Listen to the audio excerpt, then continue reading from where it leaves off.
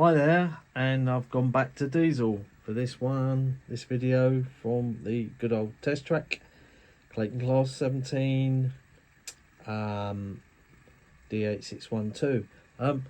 According to my notes or my invoice, I've had this since 2009, but inside the box I've written 2013, so not sure which is which, but I'll go with the invoice, I think. Got a lot of flack when this came out because they said it was running like the real things were crap. I can't agree with that because I've never touched the old wood. Had a problem with mine, and as you can see, it's trundling by on a typical freight working, which they usually wound up doing.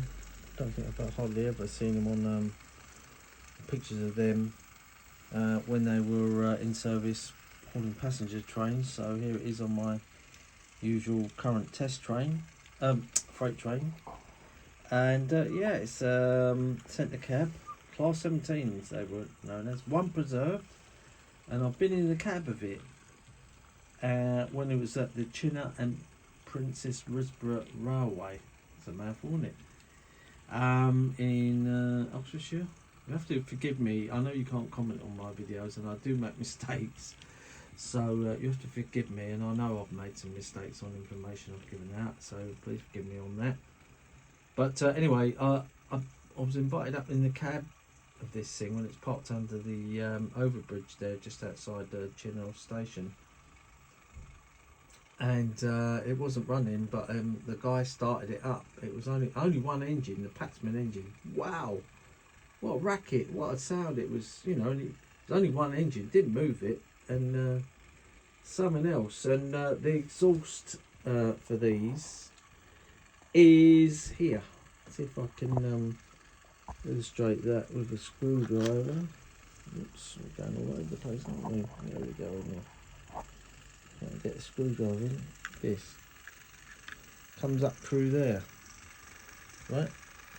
That's where the exhaust ports are, one on each end.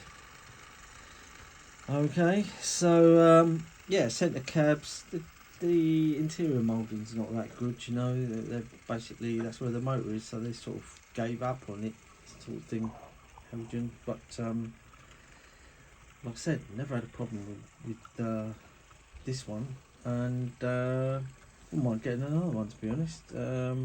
Although they said there was problems with chassis and motors and stuff. But listen to that, what's wrong with that? It might be a bit more noisy if I increase the speed, but that's the sort of speed I don't mind it trying to limp past that, you know. I'll probably give it a bit more welly and see how it sounds, and then I'll read you the blurb. That's a good shot actually of the Clayton Equipment Co. At Hatton, Derby, where they were built.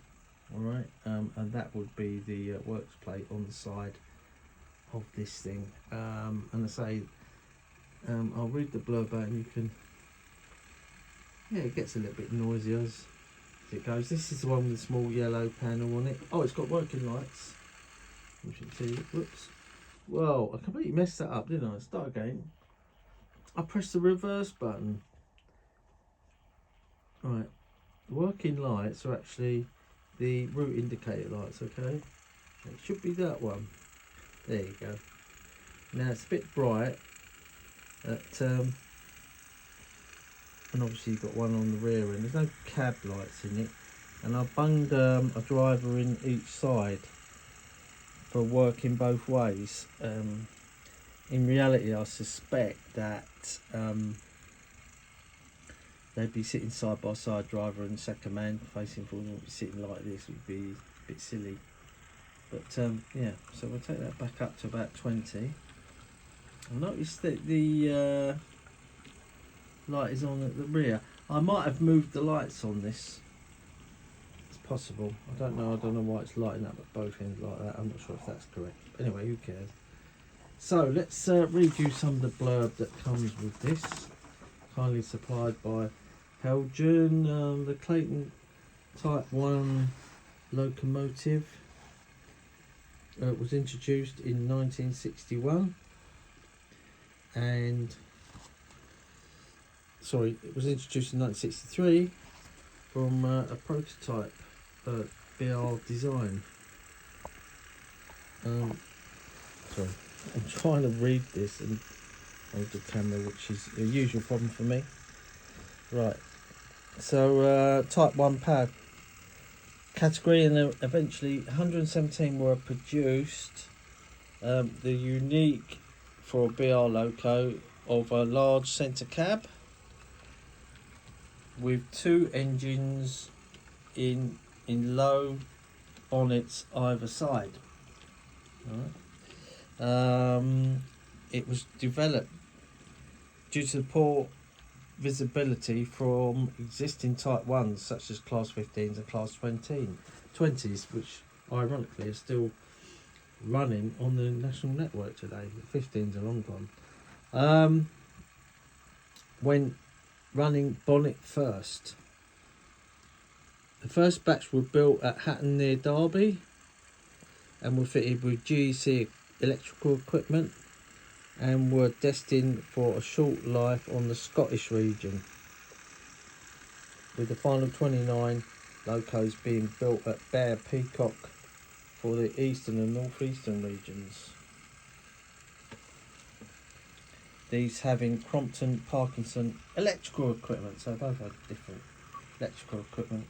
Power was supplied by a pair of Paxman 6-cylinder horizontal engines, although 2 locos, 8586 and 8587, received Rolls-Royce 8-cylinder D-types, D-rated, and could be identified by a raised section on the bonnets necessary to accommodate the engines. Alright, they're slightly different. Major problems soon became apparent with the troublesome Paxman engines, which were prone to camshaft failures and fractured crankcases that resulted in newly built locos being placed into store pending rectifications. Unfortunately for the class, this type of work they were designed for, namely trip and freight working,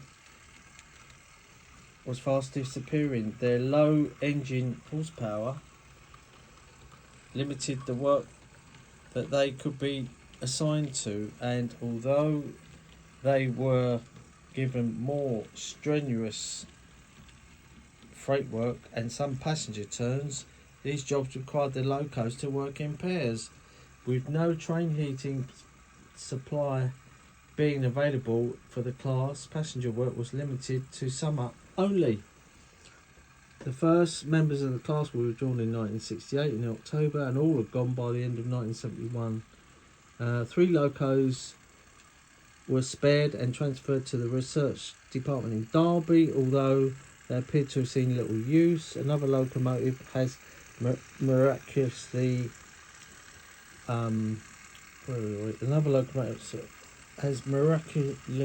survived and being sold for industrial use, working its life at the Ribble Cement Company before being secure for preservation. This loco, D8568, is currently at the Chinner and Princess Risborough Railway.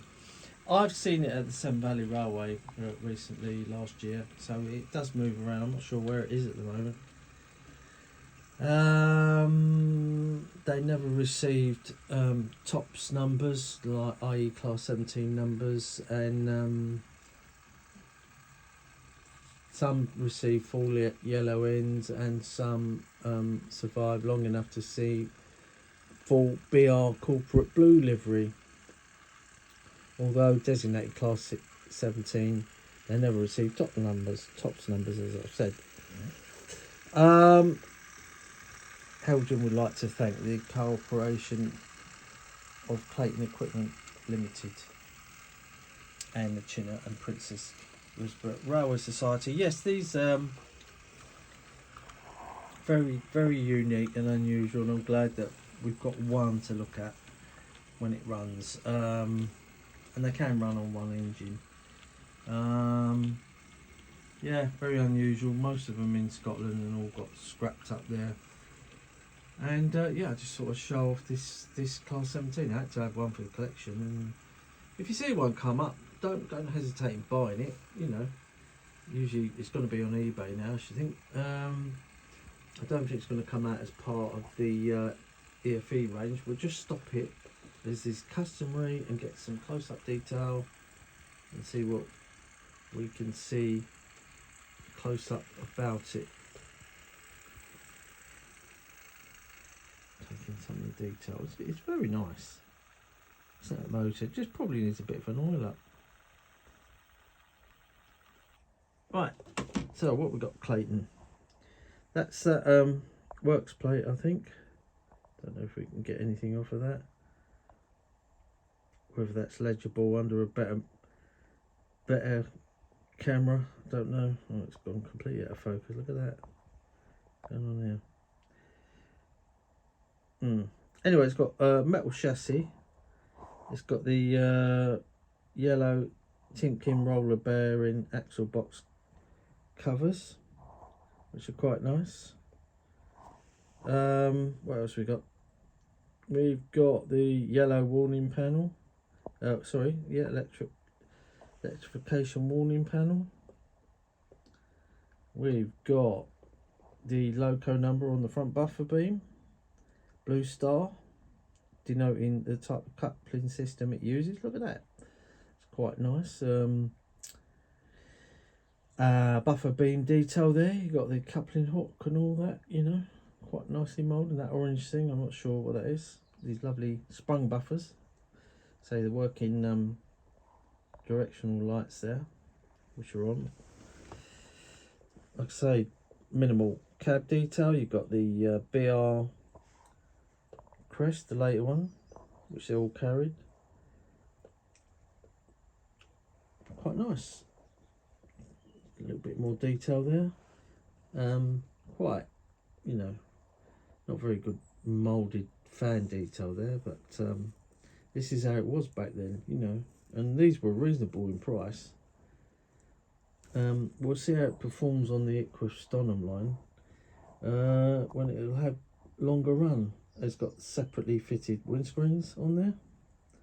I noticed more electrification warning symbols, and obviously the different colours, the lovely colours that BR were using, the two greens, you know, which I quite like.